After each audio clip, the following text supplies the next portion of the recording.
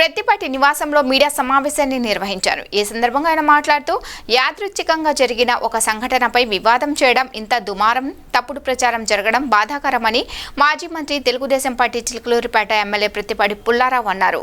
2 రోజుల నుంచి కొన్ని పత్రికలు మీడియా ఛానళ్లలో వచ్చిన వార్తల్ని తీవ్రంగా ఖండిస్తున్నానని, అవాస్తవమైన వార్తలు రావడం విచారంగా ఉందని ఆవేదన వ్యక్తం చేశారు. ఆ రోజు చిలుకలూరిపేట పట్టణంలో ట్రాఫిక్ సమస్యపై సమీక్షించడానికి పోలీసులను రమ్మని పిలవడం జరిగిందని, సిఐలు ఎస్ఐలు వచ్చినప్పుడు మండల పార్టీ నాయకులు కేక్ తీసుకొచ్చినప్పుడు పోలీసులు అక్కడ నిలబడడం యాదృచ్ఛికం తప్ప కావాలని రావడం కాదన్నారు. దాన్ని కూడా తాను సమర్థించడం లేదని అన్నారు. 5 ఏళ్ల వైసీపీ దాని అనుబంధ పత్రికలు ఛానళ్లలో అనేక రకాల అవాస్తవాలు ప్రచురించి అప్రతిష్ట పాలు చేశారని, తప్పుడు వార్తలు అవాస్తవాలు రాశారని, అయినా ఏ ఒక్కటి జగన్ రెడ్డి ప్రభుత్వం నిరూపించలేకపోయిందని అన్నారు. కొత్తగా ప్రభుత్వం అధికారంలోకి రావడంతో ఎమ్మెల్యేలపై బురద జల్లడం సర్వసాధారణం అయిపోయిందని అన్నారు.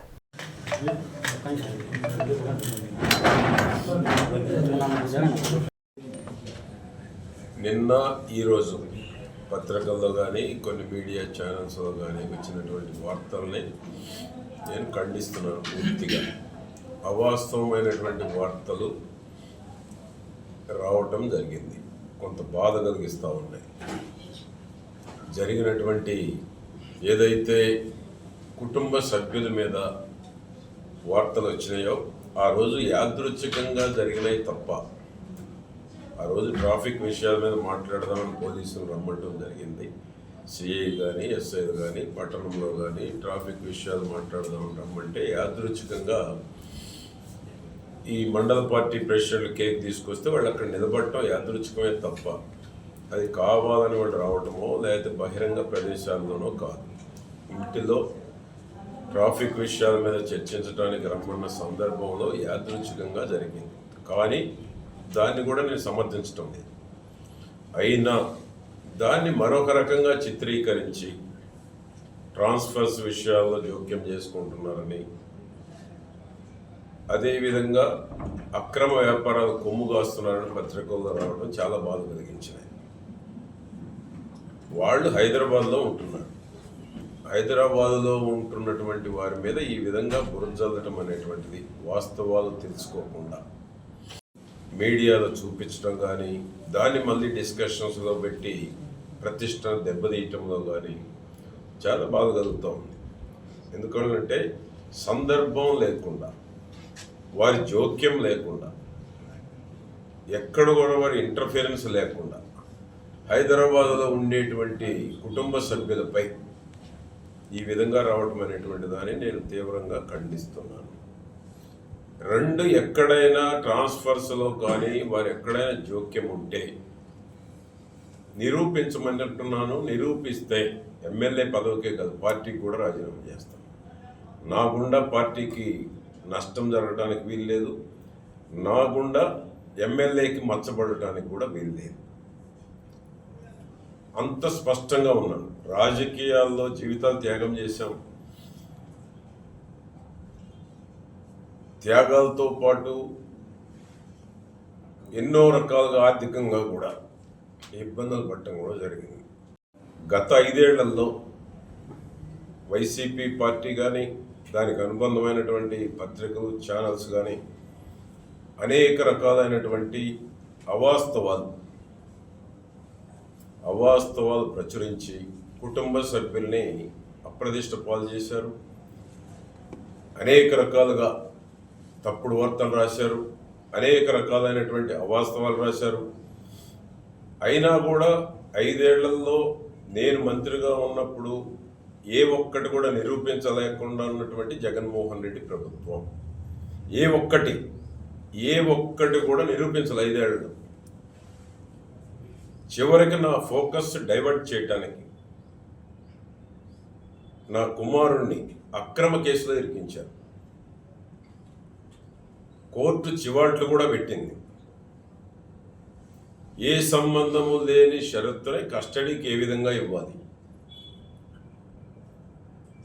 మీకు చట్టబద్ధత లేదు ఈ కేసుల్లో షరతుని ఇన్వాల్వ్ చేయటానికి, సంబంధం కూడా లేదు. అటువంటిది కోర్టులో చివాట్లు తింది ప్రభుత్వం, గత ప్రభుత్వం. తీరా కోర్టులో హైకోర్టులో కూడా ఆ కేసును కొట్టివేయడం కూడా జరిగింది. గత ప్రభుత్వం 5 ఏళ్ళు దానికి అనుకూలమైన పత్రికలు, దానికి అనుకూలమైన ఛానల్స్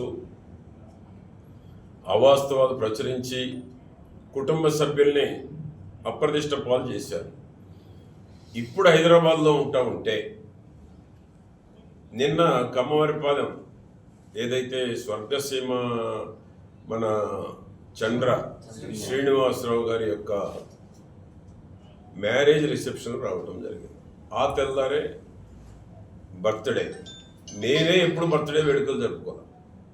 చిలకలూరుపేటలో నేనే ఎప్పుడు ఈరోజు బర్త్డే వేడుకలు జరుపుకోవాలి.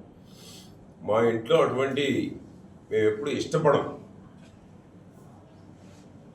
నిన్న జరిగినటువంటిది కూడా కాకతాళీయంగా జరిగింది తప్ప బర్త్డే వేడుకలు జరుపుకోవడానికి నేను కానీ మా కుటుంబ సభ్యులు కానీ ఇష్టపడం. మీ పత్రికల వాళ్ళు, మీ ఛానల్ వాళ్ళు, మీ యాడ్ కోసం ఈ రోటరీ క్లబ్ వాళ్ళు లేకపోతే వాటిని ఫ్లేరప్ చేసి పబ్లిక్ నుంచి వచ్చేటువంటిది దానికే తప్ప మాకు ఏనాడు బర్త్డేలు జరుపుకోవాలనేటువంటి కోరికలు ఏనాడు లేవు.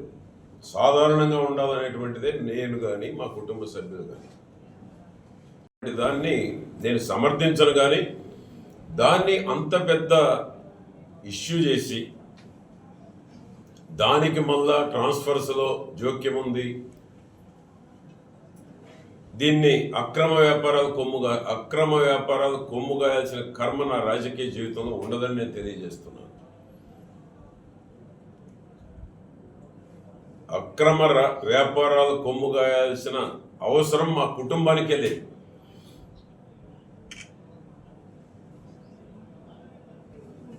ఐదేళ్లు ఆ ప్రభుత్వంలో ఇబ్బంది పడ్డాం. తెలుగుదేశం పార్టీలో 5 ఏళ్ళు అనేక ఇబ్బందులు పడ్డ వ్యక్తుల్లో మొదటి వ్యక్తిని నేను. కుమారుడు జైలుకు పోవచ్చు, పరిశ్రమల దగ్గర రోజు సమస్యలు సృష్టించవచ్చు, ఏ విధంగా పరిశ్రమల్ని మూసివేయాలనేటువంటి కుట్ర ఎన్ని రకాలుగా చేశారు, ఎన్ని దాడులు చేయించారు, ప్రతిరోజు ఏ రకంగా హింసించారు. తెలుగుదేశం పార్టీలో సఫరర్స్లో టాప్ 10లో ఉంటాను నేను.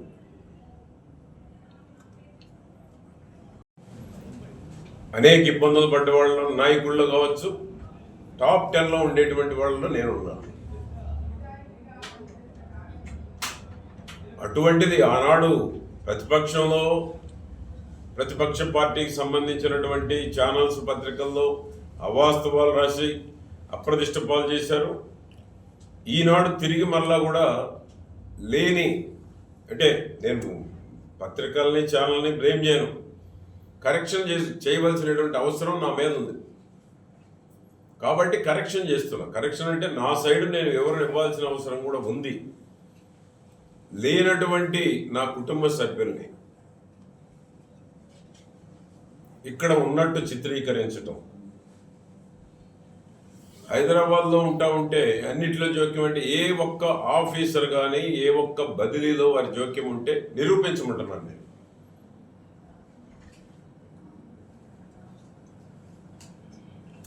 ఈరోజు సాయి కార్తీక్ ఉంది. ఒక ఎమ్మెల్యే మీద బురద చల్లటం అనేటువంటిది కామన్ అయిపోతా ఉంది. సాయి కార్తీక్ డబ్బులు తీసుకున్న వాళ్ళు బాగానే ఉన్నారు, డబ్బులు ఇచ్చిన వాళ్ళు బాగానే ఉన్నారు, బురద మాత్రం నా మీద చల్లుతా ఉన్నారు. నాకు ఏం సంబంధం అని నేను అడుగుతా ఉన్నాను. డబ్బులు ఇచ్చిన వాళ్ళు బాగానే ఉన్నారు, తీసుకున్న వాళ్ళు బాగానే ఉన్నారు, మధ్యలో ఎమ్మెల్యేకి ఏమి సంబంధం అని నేను అడుగుతా ఉన్నాను. అంటే ఇక సోషల్ మీడియాలో ఏది పడితే అది పెట్టేసి బురద చల్లటమేనా? ఆర్థిక లావాదేవీలతో నాకేంటి సంబంధం? నేను వ్యవసాయ పాలన 2 అన్నదమ్ములు తగదు, ఇద్దరు వచ్చి పరిష్కారం చేయమంటే ఎవరితో సాధ్యం అవుతుంది అంటున్నారు. ఆర్థిక సంబంధమైనటువంటి అంశాలు ఎవరికి సాధ్యమవుతుంది? ఏ ఎమ్మెల్యే కూడా పరిష్కారం చేయలేడు. ఎమ్మెల్యే మీద ఎందుకు బురద చల్లుతున్నారు?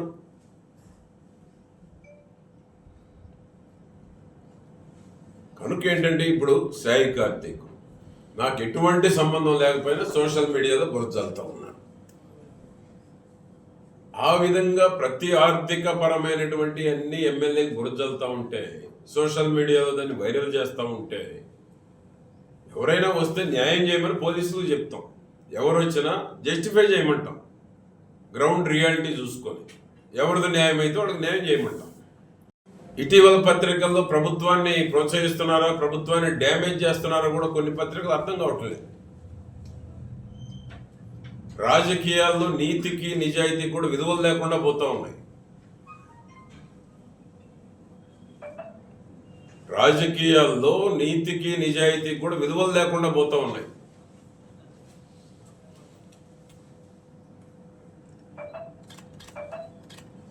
ఆ విధంగా ఈరోజు నేను కానీ మా కుటుంబం కానీ రాజకీయాల్లో సంపాదించుకోవాల్సిన అవసరమో అవినీతికి పాల్పడాల్సినటువంటి అవసరం లేదు. ఏదైనా ఇవ్వటం తప్ప చేయి చాపే అలవాటే లేదు. ఇది మీ ద్వారా, ఎందుకంటే కొంత ప్రతిష్టకు భంగం కలిగింది కాబట్టి మీ ద్వారా మా పార్టీకి కానీ ఈ రాష్ట్ర ప్రజలకు నా నిజాయితీ ఏంటో తెలుసు కాబట్టి మీ ద్వారా మరొకసారి తెలియజేస్తూ ఉన్నాను. అదేవిధంగా ఈ నియోజకవర్గంలో ఏ ఇద్దరి మధ్య తగాదాలు వచ్చినా ఎమ్మెల్యేని ఫోకస్ చేయడం అనేటువంటిది కూడా కరెక్ట్ కాదు. ఇక్కడే కాదు, 175 నియోజకవర్గాల్లో కూడా నేను చెప్పేది ఒక చిలకలూరుపేటే కాదు, ఎవరైనా ఎమ్మెల్యే దగ్గరకు వస్తారు చెప్పమని, దాన్ని న్యాయం చేయమని చెప్తాం, అంతవరకే చెప్తాం. కానీ వన్ సైడ్ నువ్వు చేసేవని చెప్పే అవకాశం ఎవరికి ఉండదు. చిన్న విషయాన్ని ఎన్ఆర్ఐ అని చెప్పేమో సోషల్ మీడియాలో వాళ్ళు కొంత వాళ్ళకు వాస్తవాలు తెలియకుండా ఎవరో ఒక వ్యక్తి చెప్పినటువంటి దాన్ని ఎన్ఆర్ఐ సోషల్ మీడియాను ఎన్ఆర్ఐను తప్పు చేస్తేనో డబ్బులు ఇవ్వాల్సి ఉంటేనో కూర్చోబెట్టి పరిష్కారం చేసుకోమంటాను నేను. ఇచ్చినోడు తీసుకున్నాడు చూసుకోవాలి, మాకేంటి సంబంధం మధ్యలో. ఈ మధ్య ప్రతిదానికి కూడా ఎన్ఆర్ఐ అని చెప్పి సోషల్ మీడియా అని చెప్పి తప్పు ఒప్పు చూడకుండా సోషల్ మీడియాలో ఏది పడితే అది రాసేసి వాస్తవాల్ని కప్పిపుచ్చే ప్రయత్నం కూడా జరుగుతూ ఉంది. వాస్తవాల్ని కప్పిపుచ్చుతూ ఉన్నారు.